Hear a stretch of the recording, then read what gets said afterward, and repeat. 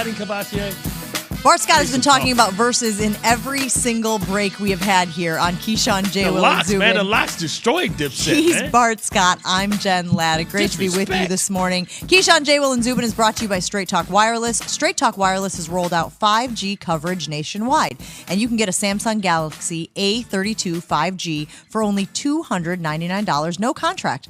All on America's best networks. Straight Talk Wireless, 5G capable device required. Actual availability, coverage, and speed may vary.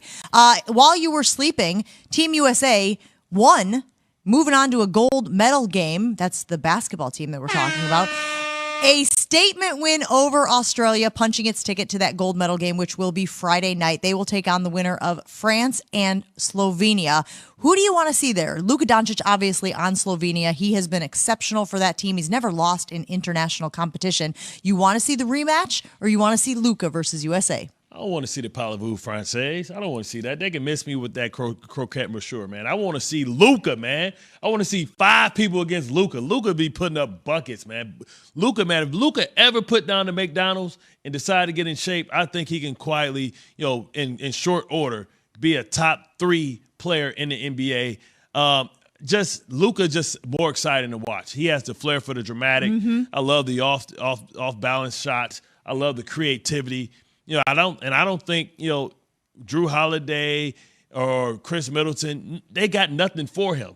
And it's like to be able to have to watch some of the best players in the world have to double one star would be amazing. I think humbling, but they know if they have to do it, they're going to have to double them, because can't one person on USA stop Luka. Team USA is looking for its 4th straight gold in basketball in the Olympics. Are we at the point now where if they don't win gold, it's a huge disappointment? And there's a column right now on Yahoo Sports saying it's time to blow the whole thing up. Like, no more veteran NBA players. Let's go with college guys. Let's go with actual amateurs. No, boo.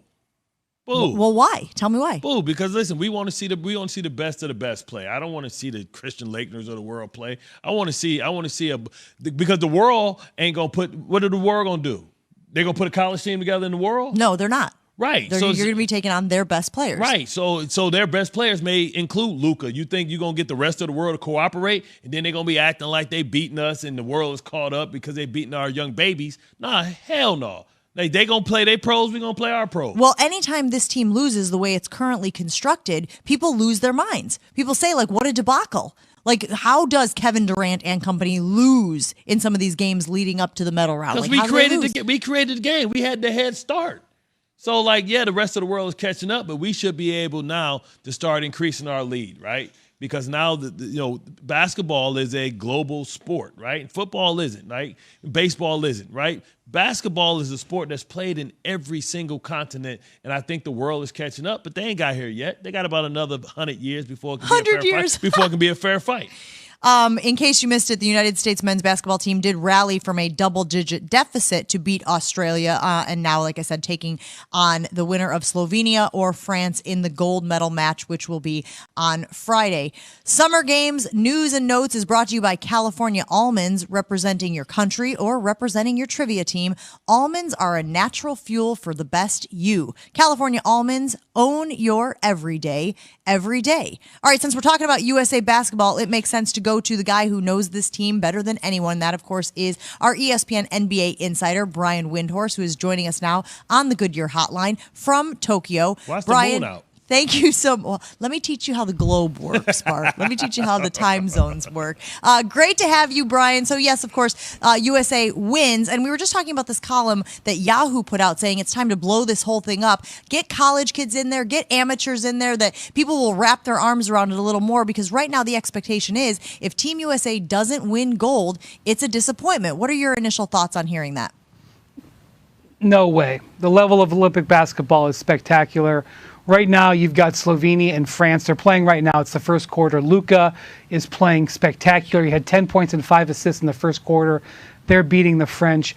Just because the Americans are doing well, it doesn't mean it's not good basketball. The Australians played really well today for a while. Kevin Durant was just better. And, if you don't want to see a guy like Kevin Durant play, in the Olympics, I don't know what to say to you. You want the highest level of basketball. You want the countries sending their best, representing their best. You don't want to go backwards. I think it would be a terrible mistake. And quite frankly, college players are playing 1 year in college. So what's a college player? A college player is what? You happen to get him in that 1 year. So what? If you're not 19 years old in an Olympic year, you can't play in the Olympics. Quite frankly, it's a ridiculous premise. We've already talked about it too much. That's what I'm talking about. I couldn't have said it better myself, Wendy. But who would you rather see in the gold medal games? Would you rather see the rematch, or would you rather see Luka versus this USA team?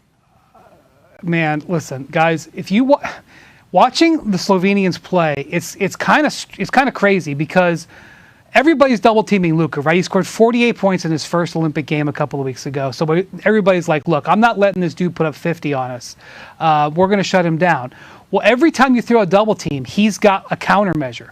If you come from the right, he knows where to go to the left. If you come from behind him, he knows to go right. He knows where to throw a bounce pass. He knows where to throw a lob. He knows who's open at the three-point line. He knows who's open at the mid-range. I mean, he is like a surgeon out there. And the French, who are a really good team, are having difficulty handling it. He's eating them alive right now. Now, it's only the first quarter.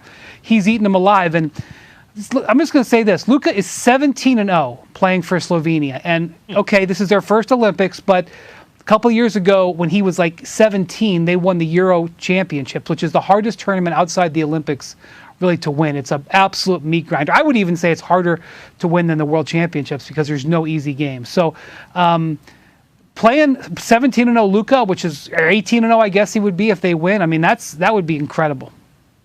Brian Windhorst joining us on the Goodyear Hotline. He, of course, is our ESPN NBA insider. If you're wondering what that game looks like right now, Slovenia and France are currently tied in the other semifinal. The winner of that game will take on the USA squad in the gold medal match. All right, let's go back stateside, Brian, because obviously a flurry of free agency moves over the last few days, and we're really interested in the battle in the East. The Heat have bolstered their roster in a very short time. Where do you think they rank now amongst the teams in the East? Yeah, I mean, I think they're obviously right there. I mean, it's hard to look at Milwaukee and Brooklyn and say that the Heat are neck and neck with them. They've made some really good moves, and they're going to be rugged defensively. I mean, we're in an era right now on offense where it's just total gas. I mean, if you look at what the Bulls are doing, the Bulls have assembled a team that is basically all offense. I mean, Lonzo Ball defends a little bit, but that is a straight offensive team. And then you look at the Heat, and you look at P.J. Tucker and Jimmy Butler and Kyle Lowry. These are guys who are going to knock you around and bruise you on defense. So they're going a different direction, but I will say that I think a key for the Heat is Tyler Hero. Tyler Hero had a spectacular rookie season, was awesome for them in the bubble. They made the finals. Last year he had a sophomore slump. And so they need that differentiating talent in Hero. I mean, it's obviously not all going to be on him, but if he can elevate his game,